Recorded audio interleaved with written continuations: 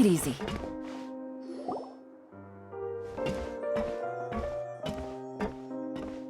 Excuse me.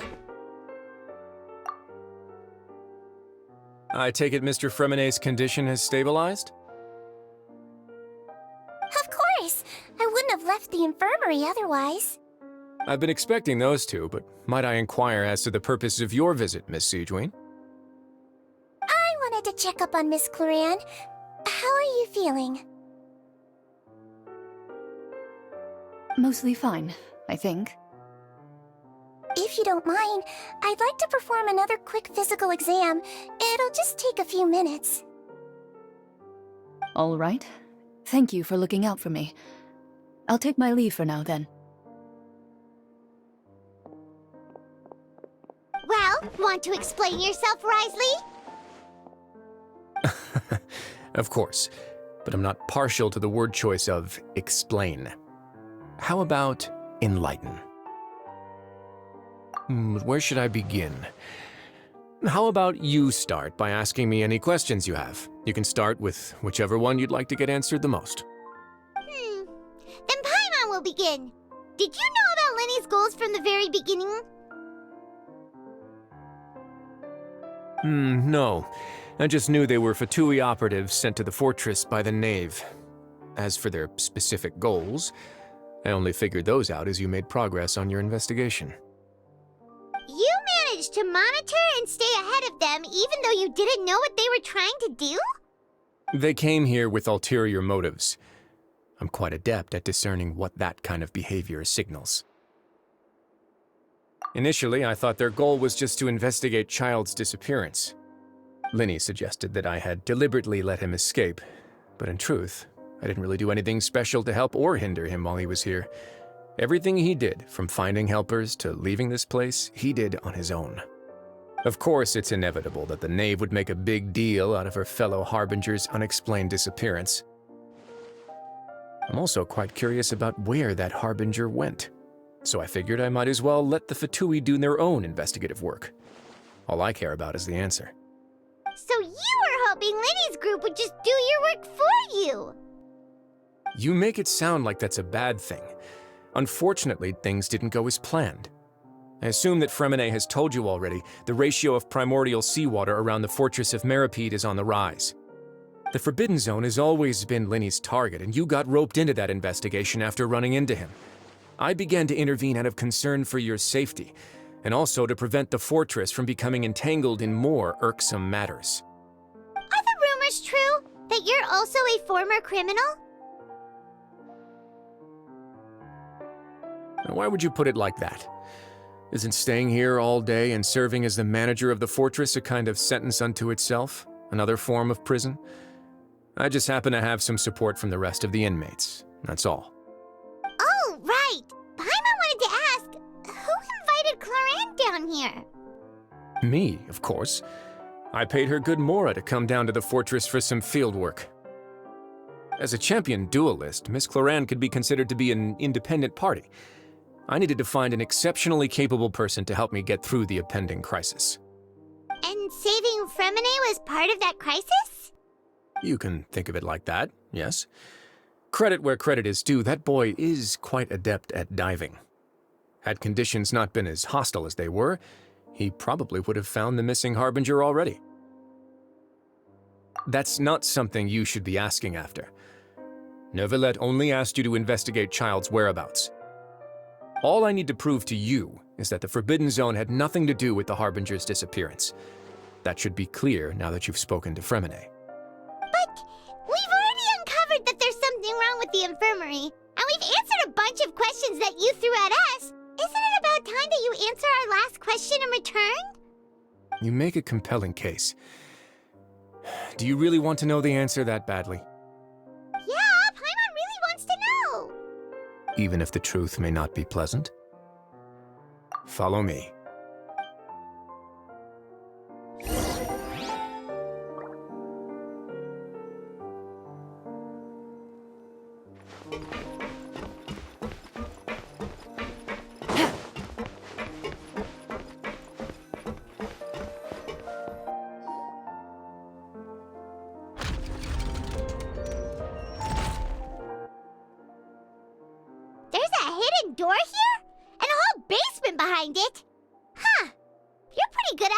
stuff, Wriothesley. It seems you've forgotten just what kind of place the Fortress of Meripede is.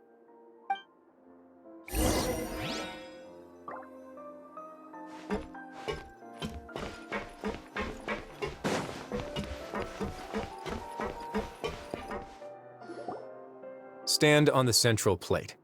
Wait, is there a secret mechanism or... Whoa!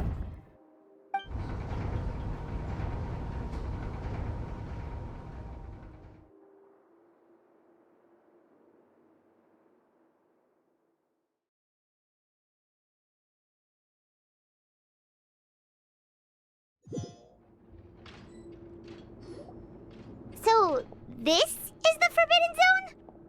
Honestly, for a place so well hidden, Paimon sure doesn't see anything special.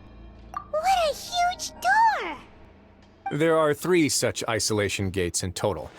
Generally speaking, I'm the only one who's allowed to go inside. Hence the name Forbidden Zone. Am I correct to assume you're going to run on back and tell your little Fatui friends everything?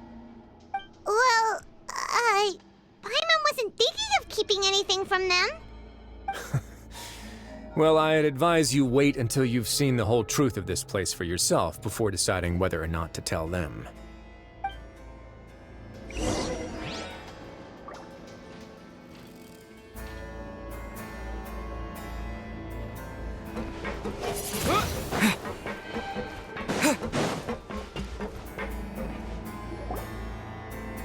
Huh. So there's a switch on the side. Stand back.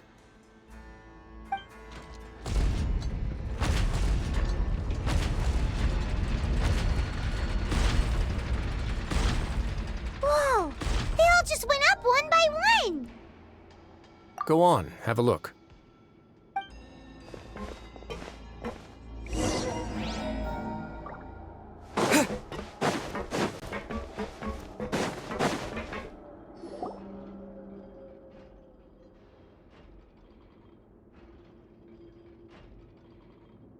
I've been interested in what lies beyond that gate ever since I assumed leadership of the Fortress of Meripede. Of course, it would be unwise to recklessly open it, but it'd also be risky and negligent to simply ignore any potential danger that could be behind it. The readings on that dashboard have not budged since the day when I first laid eyes on this place. But over the past year, the needle has crept upwards from its original position, likely because some parameter it's been tracking has changed, if only infinitesimally. Normally, I would have ignored it, but I happened to have some free time when I noticed it, so I investigated. Any guesses what the reading could be tracking? Very reasonable guesses. I've considered both of those as well. Unfortunately, our dashboard is tracking something less ordinary. The temperature should vary with weather and climate changes, so for something that rarely shifts, the water pressure is more likely. We ran a few tests to increase the pressure from the outside, but the readings didn't change at all.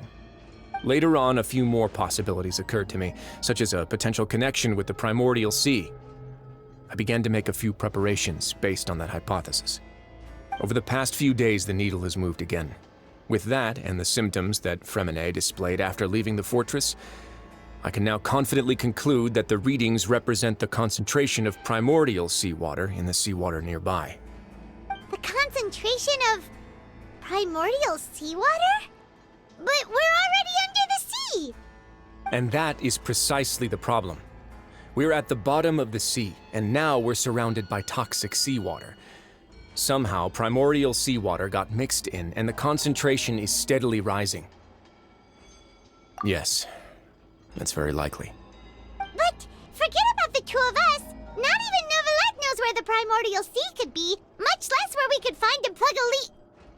Oh. Oh! Seems like you've figured it out. I believe the primordial sea lies directly beneath this sluice gate. For some reason, the primordial seawater levels have risen significantly, and it's now very close to us. The indicators are now red.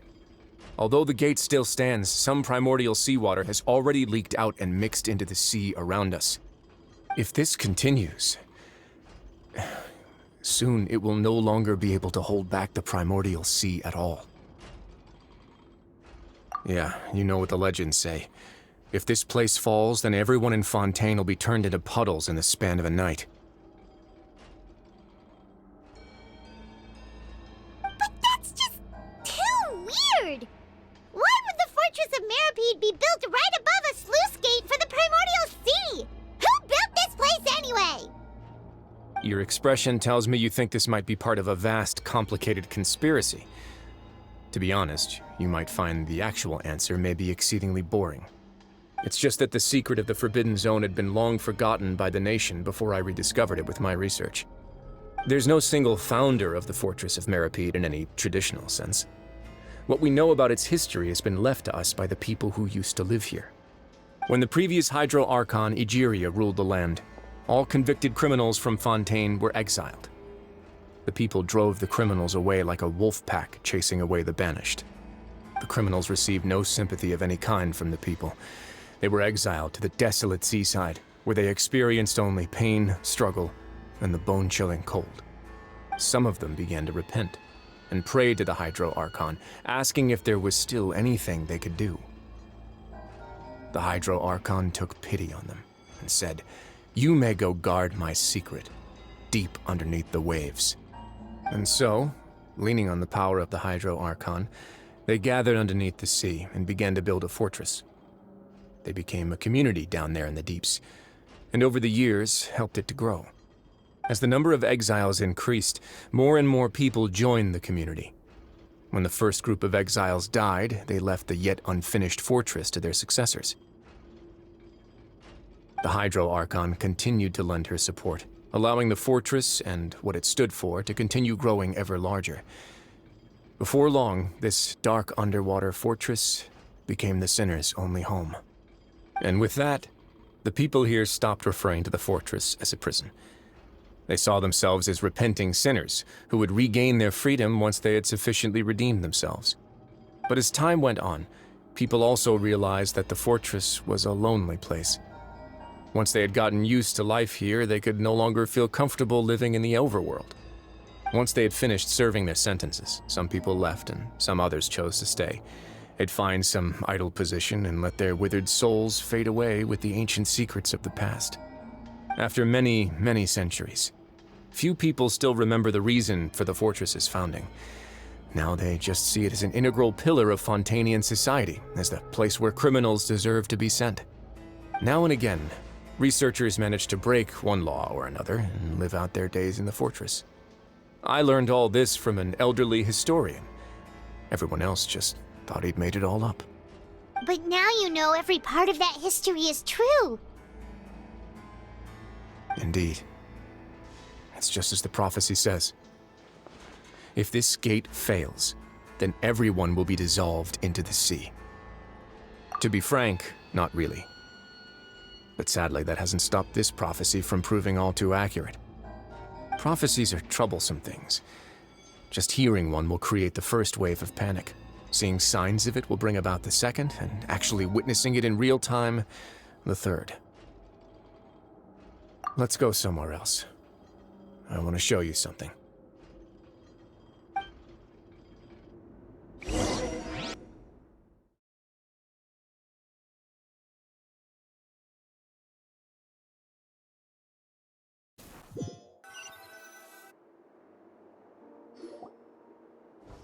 This is it. Your Grace, perfect timing. The results from our last round of experiments have... Wait, Jurier, he's not alone! Huh? Lorvine and Jurier? No need to panic, you two. I've already told them about our plan. What? After you warned us not to tell a single soul about any of this? I'm skeptical as well. Are you sure they are trustworthy? The results speak for themselves, don't they? These two may already know more than you could ever imagine. All right then, if Your Grace insists. They seem harmless enough, so I'll trust them for now. Well, how about some reintroductions? This is Jurier, one of the highest-ranked researchers from the Fontaine Research Institute. He used to work under Edwin. I trust that you've heard of Edwin? Good. Saves me a bit of time explaining. Edwin's main areas of research were archaeum and gravimeters. As his assistant, Jurier is quite familiar with them as well. I hired him to be my technical consultant. You want to blow up the fortress of Meripede? Ah, what a lovely idea. I'm already imagining it in my head. Gotta admit, I'm tempted as well. Guys, focus! Focus! That taskmaster over there is Miss Lorvine, and is also one of my technical consultants. While Jurier used to be Edwin's assistant, she used to be Jurier's assistant. Ooh, are they together? See, everyone keeps asking this question. Are you too sure you're not a couple and just using your work as a convenient cover? Your Grace, I am not in a relationship with this man. If I dated her, I'd officially be madder than Edwin. Jeez, forget I said anything then. Follow me. Whoa, there's another door that goes right up. Your constant amazement makes it seem like the fortress can do anything. But Paimon really thinks everything's super cool.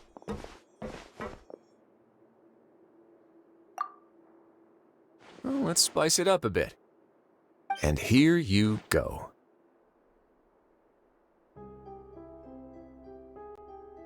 What a huge ship! This is also a production zone that Paimon's never seen before. What's going on? How much do you know about Fontanian history? Not much at all. Well, then maybe you haven't heard the story of ancient Lemuria. To give you a quick rundown, Fontaine used to be ruled by the Lemurian dynasty. According to legend, the Lemurian king Remus came to this land after being inspired by divine revelation and found the seer Sibila, who had taken on the form of a golden bee. Taking the golden bee with him and riding on a huge ship, the Fortuna, he created his nation above the surging waves. He called his nation Lemuria and used the Fortuna to incessantly search for new tribes and islands, calling on them to join his empire. There's a ship in this story too? Where there's water, there'll be ships. People believe that hope can always be found at the end of a voyage. Do you believe that too? To a point, I think. As you've already seen, I have a whole factory's worth of labor, materials, and technology at my disposal. Certainly can't hurt to give it a try. So the moment I began to speculate that the primordial sea might lie underneath the gate, I also began this project. Were you inspired by the legendary Fortuna? Maybe. Fontanians need something to hold on to cope with the impending disaster.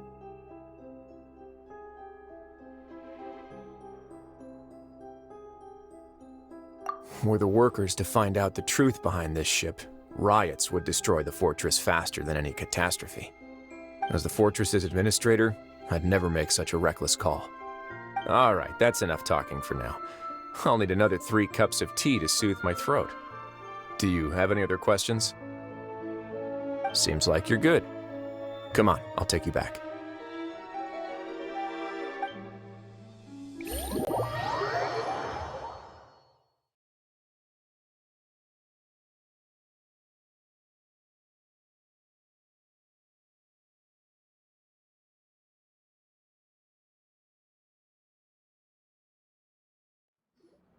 I'll leave you here for now.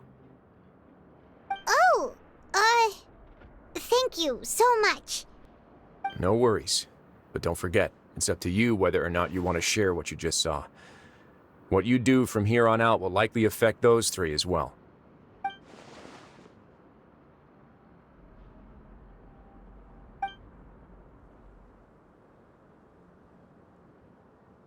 Yeah, we'll put a lot of thought into it for sure. Great. I look forward to what happens next.